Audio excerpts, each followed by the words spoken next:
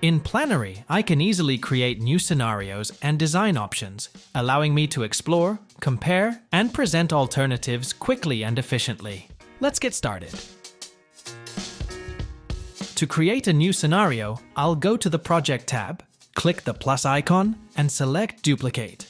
This generates a copy of my project, where I can modify parameters and preferences.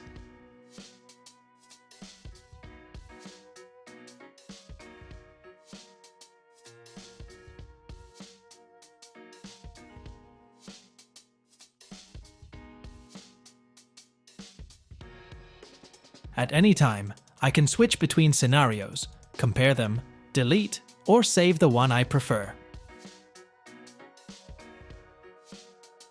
In Planary, I can switch between perspective and orthographic views, and also save and manage camera positions.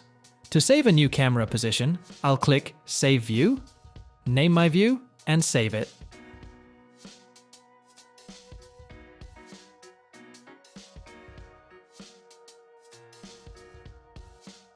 If I need to delete or rename a saved camera, I'll go to Manage, make the necessary changes, and click OK.